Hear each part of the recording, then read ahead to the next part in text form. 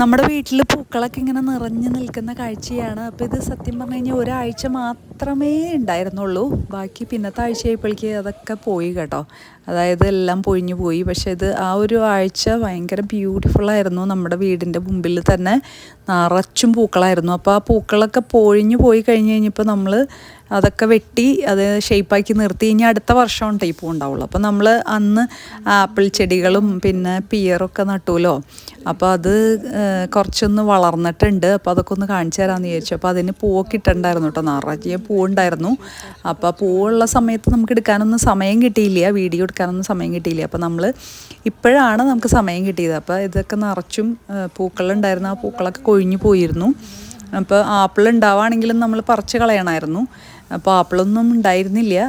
കുറേ പൂക്കളുണ്ടായി, അതങ്ങനെ തന്നെ പൊഴിഞ്ഞു പോയി. അപ്പോൾ ഇത് പിയർ ചെടിയാണ്. അന്ന് നമ്മൾ വെച്ച പിയറാണത്. അപ്പോൾ ഈ പിയറിലായാലും നിറച്ചും പൂക്കളുണ്ടായിരുന്നു, അതൊക്കെ പോയി. എന്നിട്ട് അത് കഴിഞ്ഞിട്ട് ഇത് നമ്മളന്ന് വാങ്ങിച്ച ബ്ലൂബെറി ആണ് കേട്ടോ. അപ്പോൾ നിറച്ചും ബ്ലൂബെറി ഉണ്ടായി നിൽക്കുന്നുണ്ട്. ആ ഒരു ബ്ലൂബെറി വളർന്നു വരുന്നു കേട്ടോ. അപ്പോൾ അതാണെങ്കിൽ നമ്മൾ പറിച്ചൊന്നും കളഞ്ഞില്ല, അതുകൊണ്ട് തന്നെ അത് പാകമായി വരുന്നുണ്ട്. അതിൻ്റെ ഞാൻ വീഡിയോ ചെയ്യുന്നതായിരിക്കും. പിന്നെ ഇത് ഇപ്പുറത്ത് കാണുന്നത് കിവിയുടെ ഫ്രൂട്ടാണ്. കിവി നല്ല വെയിലൊക്കെ വേണ്ട ഫ്രൂട്ടാണ്. അപ്പോൾ നമ്മളതും നട്ടു.